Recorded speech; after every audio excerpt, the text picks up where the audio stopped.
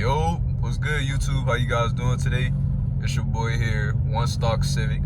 We about to get into another video, or I might just change my channel to A Civic. Pretty much this video, I'll pretty much just be explaining to you guys what is it like to daily drive a 2004 Honda Civic. You know, the flaws I go through and everything, you know, by having this car. Well, let's get into the first thing. As you guys do know, this car did come out in 2004. It's not fast at all. Civics aren't really supposed to be like fast stock out of the gate, but of course for 04, especially, I think this is a D series, or yeah, this is a D series, I think a D17. So these I think only push like 109, or it's like one, I know it's real small, it's like at least 109 to like 115. So most of the time I just mainly use this car as just like for looks, man. I'm not really into all the engine stuff. Like you know, I appreciate all the dudes that's into that, man. That's pretty cool. But me personally, I'm more into like, you know, just cosmetic mods, man. But yeah, so pretty much number one is just know, like, you know, a lot of cars will be cutting you off. Of course, like in this day and age, or just era in general, everybody would think like this is like a grandma car. So most of the time when I drive, I always go to speed limit anyway. I don't feel like it's like any necessity in speeding. Like I never thought it was a cool thing to do anyway. But yeah, pretty much like just know you're gonna be getting cut off a lot. That's one thing I say that's really bad about this car. Like you're gonna just have a lot of people like try to get in front of you a lot. Like, you know, you would just be chilling and just like somebody almost cause an accident, because like, you know, I mean, I live in Miami, Florida, so like, you know, we have the most reckless drivers of all time. So Nissan Altima, they be doing their thing, you know what I'm saying? And you know, any car, like you see a van literally jump in front of you. So yeah, so pretty much you gotta pretty much get used to that. A lot of people jumping in front of you. Number two, I would say this car, like when you first get it at stock height, it's pretty low, even though like it sits up real high and it got big gaps. I couldn't do the gaps, so I kind of lowered the car. But number two is it sits up pretty high for stock height, but it's really low at the same time. So like a lot of trucks and a lot of vans, sometimes they don't see your car. So like I remember one time I was on the highway and this guy almost merged on me. I was at stock height too. He almost merged on top of me because he couldn't see me. So this is not really like a big car, it's pretty small. So yeah, a lot of people will, yeah, try to literally jump on top of you. Another thing, let's see, what else could we list? Number three, I would say a downside about this car is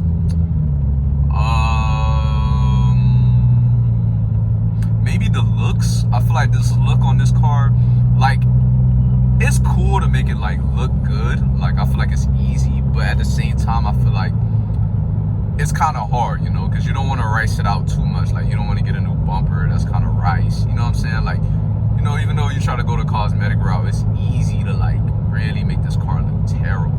Like, I mean, like strips and claw marks, like, you know, it's a lot of things that you could do to just make this car look horrible. Like, so that's probably what I'll say probably is for number three. So it's not really like a popular car as well, I would say. Like we don't really get crazy parts, like we don't really get camber, you know, stuff like that. So you gotta kind of DIY things, you know. So I'll say that's pretty much probably number three.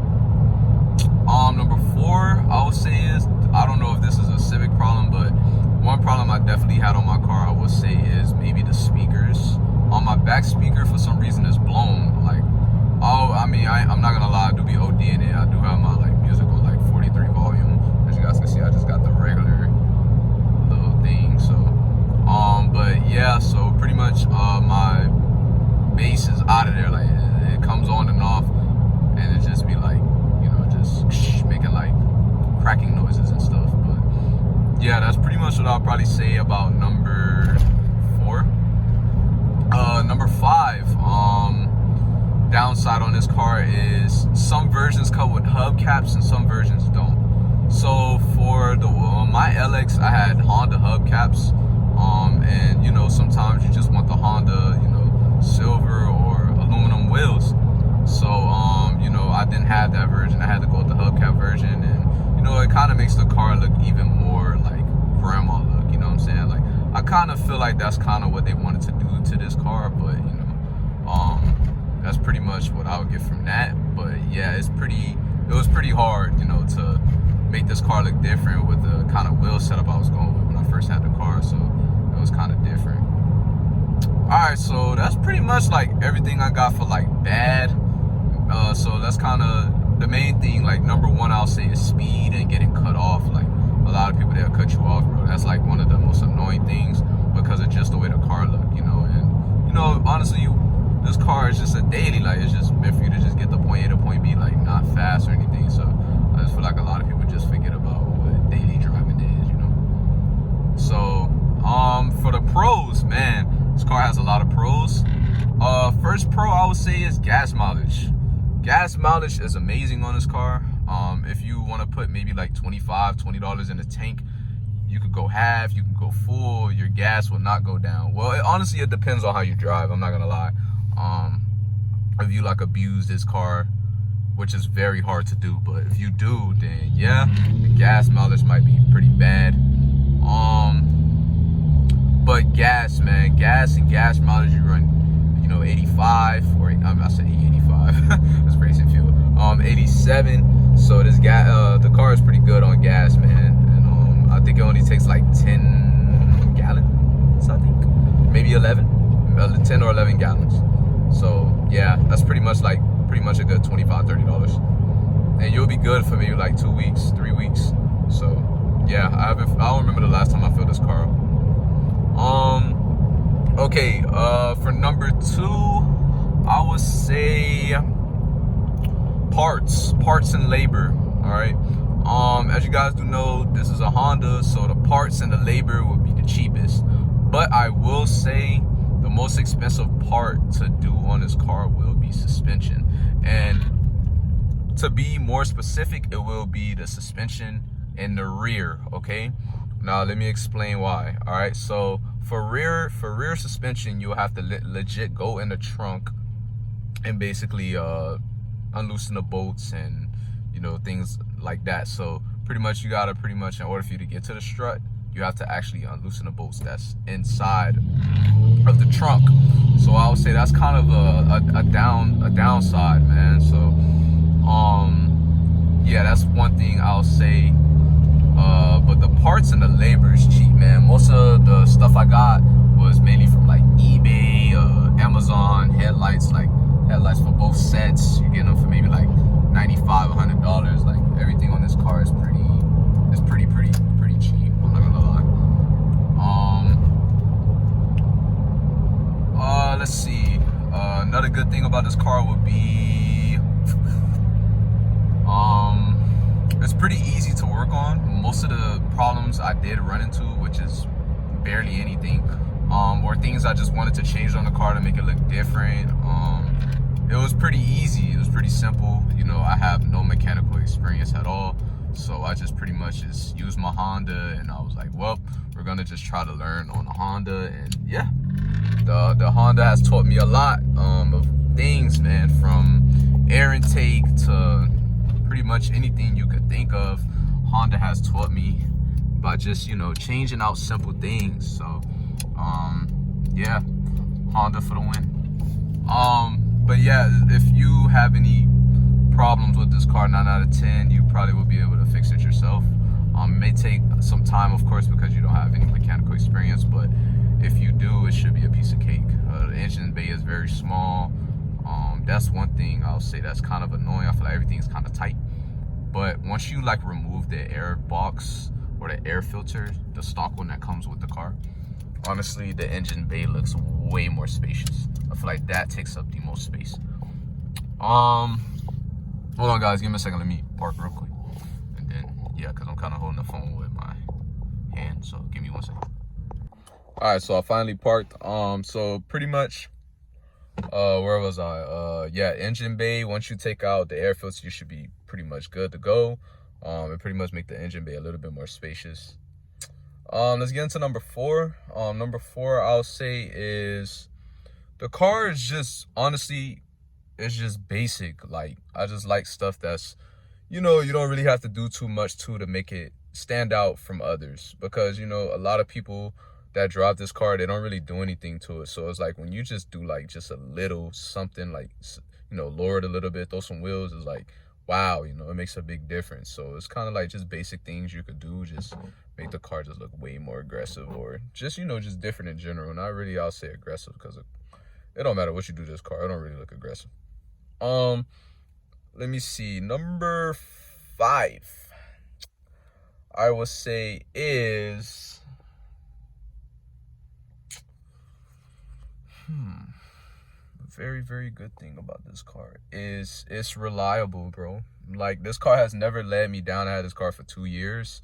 My car do only have 101,000 miles. I did get this car for a steal. I got this car when it was at 90K, and in 2 years only put basically 10, maybe 11,000 miles. As you guys see, I really don't drive, but yeah, this car is very reliable. I never really got stranded with it, never had any issues.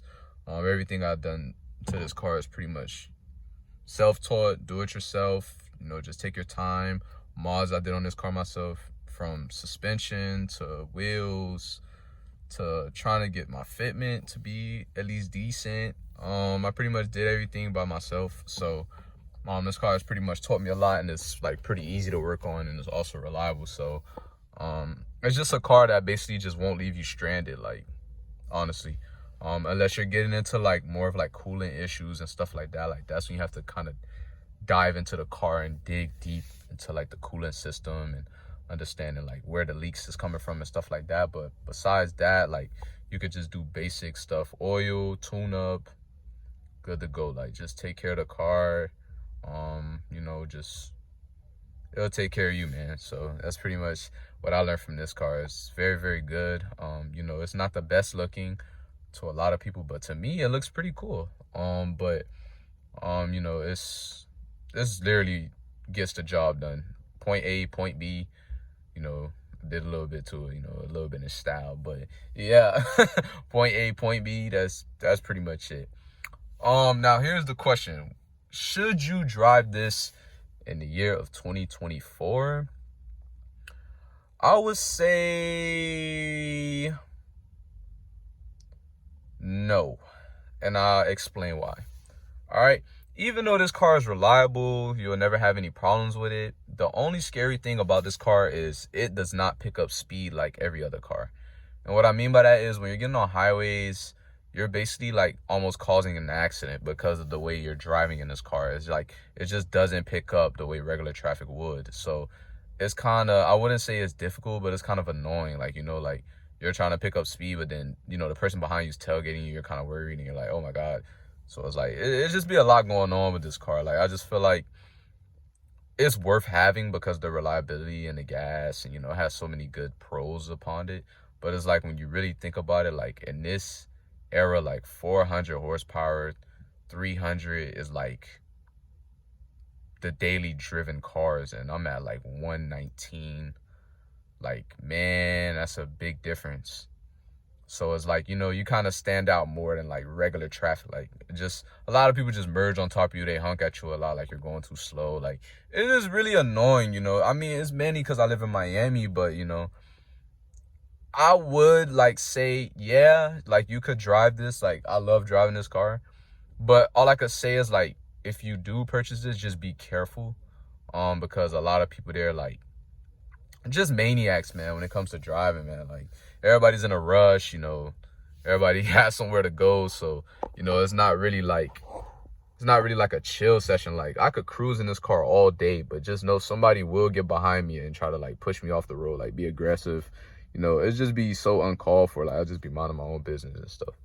But yeah, this car is, all in all, if I gave this car maybe an overall, I'll say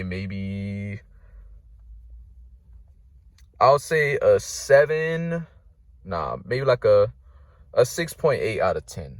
And the reason why I say that is because we don't really have the looks on this car, but you could change it up to make it look cool. But one thing I'll say this car mainly struggle in is, you know, it did come out 2004, of course, but speed, number 1. Number 2, like engine swaps and modifications, I feel like with the D series, I heard a lot of people say like you can't really put too much power on it like you could do in the older Civics. So it's kind of like a bomber. The version I have is a Civic LX. It don't come with VTEC. So some of these cars come with VTEC, some don't. So it's kind of like you got to really like choose the correct one you want. I didn't know this one didn't come with VTEC. But yeah, it's kind of like a win-loss situation. Like you get more reliability, less looks, less like mods, but you could do the simple things to make it look cool. And you know, the car just overall just like it's a great car to have, but it's just, man, in this era, man, it's just hard to drive this, like especially going the speed limit, because you already know you're gonna go the speed limit. It's just the people around you like that just make it so difficult. But anyway, guys, besides that, that's pretty much my opinion I pretty much have on this car. And I guess I'll just give you guys a look and an overview of what my car looked like. Well, I can't really do that part because somebody is literally outside the gym blasting their music. Why? And it's like 5, 6 in the morning. I have no idea. But anyway, guys, I appreciate you guys for tuning in. Maybe I'll just show what the car looked like in the thumbnail. But yeah, guys, I appreciate everything. Appreciate anybody that stayed. Could you please put a 100 emoji to let me know that you're keeping it real? But yeah, man, I appreciate all you guys, man. This is my car. We're pretty much gonna tune in this channel. I got a lot of motivation to get started on this car channel, you know. So we're pretty much gonna dig in, dive deep, and you know, pretty much post what we can, man. I love rapping cars, so I definitely want to start taking that very seriously towards this channel. So if you guys don't know, my car is wrapped in matte black. I did do it myself. I wrapped this car twice myself, and I learned how to wrap from this car. So my first color was camo, and now this color is black. So yeah, but I appreciate you guys very much, man. Thank you guys for tuning in.